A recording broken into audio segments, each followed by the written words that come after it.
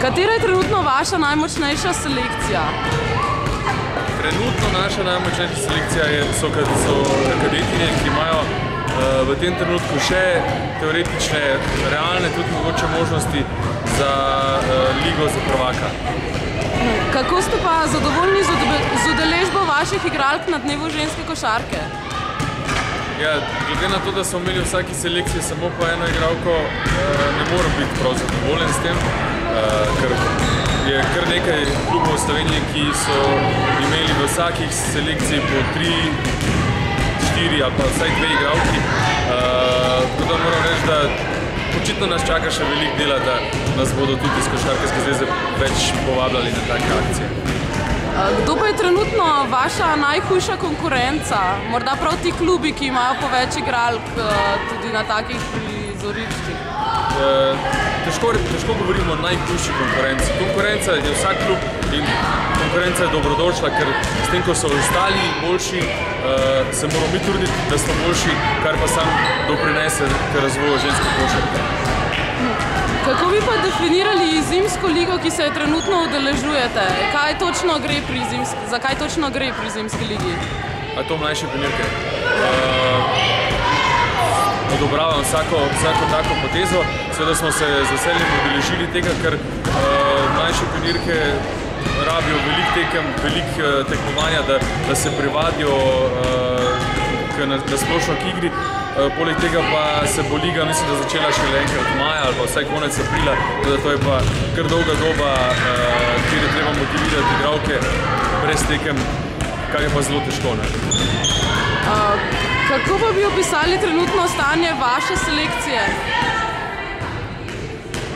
Bi morali morda še kaj izboljšati oziroma kakšni so vaši cilji za dokončanje sezone? Ja, gotovo. Predvidevam, da je to mišljeno za kadetinje.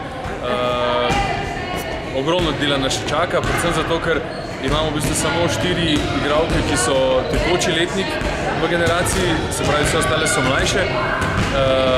In glede na to, da konkuriramo za ligo za prvaka tudi za tako mlado ekipo, jaz mislim, da smo tekmovalno dosti uspešni. Čeprav nam znanja še ogromno manjka, napredujejo punce, so pridne, malo nas ovira sicer poškodbe, bolezni, tudi šola pride kdaj vmes, ampak jaz mislim, da bomo v roku 2-3 let spet tam, kjer sodimo, to je tam nekje pri vrhu. Pa se vam zdi, da so mlajša dekleta sicer dovolj dobro obveščena o tekmah in igrah članske selekcije? Ja, jaz mislim, da so. Sploh letos se nam je prvič zgodilo, da imamo v bistvu vse selekcije tekmovanje v tej isti dvorani, oziroma treninge v tej isti dvorani, kar pomeni, da se tudi dekleta srečujejo po treningu, pred treningom in se na tak način tudi spoznavajo, kar v preteklosti je zelo manjkalo. Poleg tega so 4 kadetinje priključene že članski ekipi in tam dobivajo kar dosti priložnosti že.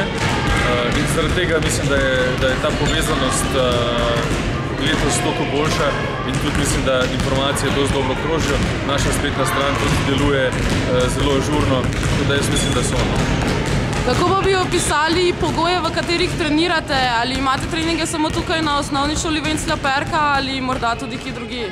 Ne, tukaj imamo vse termine, kot sem že povedal, z vsemi selekcijami in jaz mislim, da so tukaj pogoji zelo dobri, tako da jaz mislim, da ekipe imajo vse možnosti, da napredujejo, če le punce pridejo na trening in so dovolj motivirane za kvalitetni trening.